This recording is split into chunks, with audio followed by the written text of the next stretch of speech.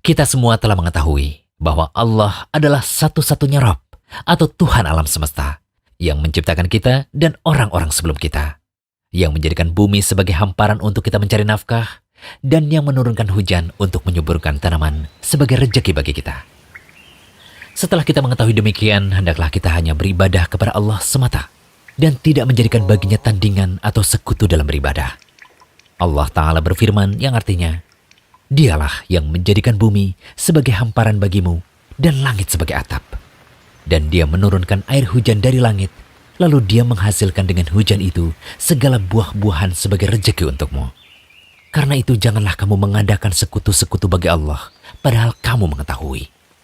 Surah Al-Baqarah ayat 22. Sahabat Ibnu Abbas radhiyallahu anhu yang sangat luas dan mendalam ilmunya menafsirkan ayat tadi dengan mengatakan, yang dimaksud membuat sekutu bagi Allah adalah berbuat syirik. Syirik adalah suatu perbuatan dosa yang lebih sulit atau sangat samar untuk dikenali daripada jejak semut yang merayap di atas batu hitam di tengah kegelapan malam. Kemudian Ibnu Abbas radhiyallahu anhu mencontohkan perbuatan syirik yang samar itu seperti demi Allah dan demi hidupmu wahai fulan, atau demi hidupku, atau kalau bukan karena anjing kecil orang ini tentu kita didatangi pencuri-pencuri itu. Atau kalau bukan karena angsa yang ada di rumah ini, tentu datanglah pencuri-pencuri itu.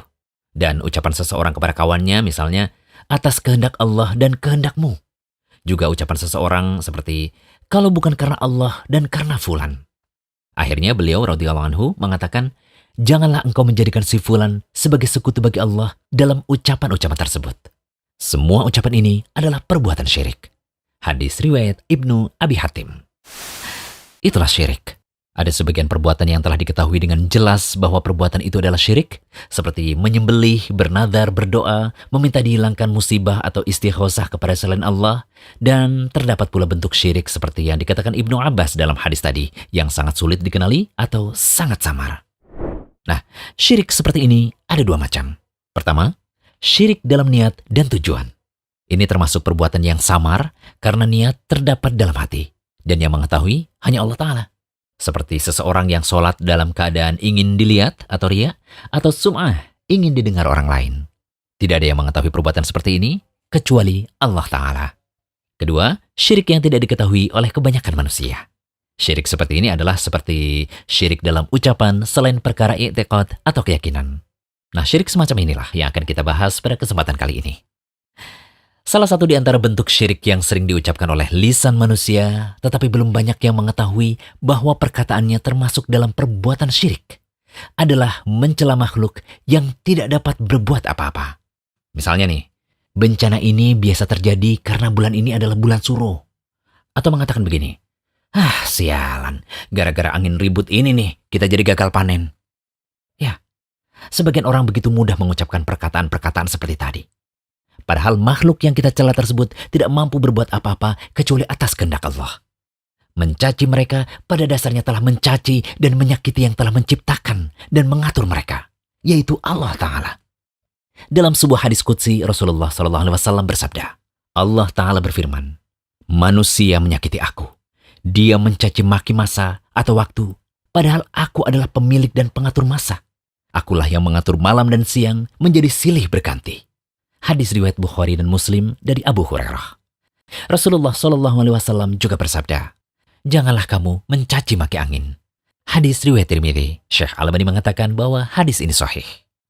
Dari dalil-dalil ini terlihat bahwa mencaci maki masa atau waktu, angin, hujan, dan makhluk lain yang tidak dapat berbuat apa-apa adalah terlarang. Larangan ini bisa termasuk syirik akbar atau syirik yang mengeluarkan seseorang dari Islam jika diyakini makhluk tersebut sebagai pelaku dari sesuatu yang jelek yang terjadi. Meyakini demikian berarti meyakini bahwa makhluk tersebutlah yang menjadi hal baik dan buruk. Dan ini sama saja dengan menyatakan ada pencipta selain Allah. Namun, jika diyakini yang menakdirkan adalah Allah, sedangkan makhluk-makhluk tersebut bukan pelaku dan hanya sebagai sebab saja, maka seperti itu termasuk keharaman. Tidak sampai derajat syirik. Tapi apabila yang dimaksudkan cuma sekedar pemberitaan seperti mengatakan, aduh hari ini sangat panas sekali, sehingga kita menjadi capek. Nah, ucapan seperti ini tanpa tujuan mencela sama sekali, maka seperti ini tidaklah mengapa. Untuk itu, kita harus berhati-hati dalam berucap. Sebagaimana sabda Rasulullah Sallallahu Alaihi Wasallam, sesungguhnya ada seorang hamba berbicara dengan suatu perkataan yang tidak dia pikirkan. Lalu Allah mengangkat derajatnya disebabkan perkataannya itu. Dan ada juga seorang hamba yang berbicara dengan suatu perkataan yang membuat Allah murka dan tidak pernah dipikirkan bahayanya. Lalu dia dilemparkan ke dalam jahanam. Hadis riwayat Bukhari. Semoga pembahasan ini menjadikan kita lebih berhati-hati dalam berucap. Hanya Allah yang memberi taufik dan hidayah. Jangan lupa kunjungi rumaiso.com. Update setiap hari, insya Allah.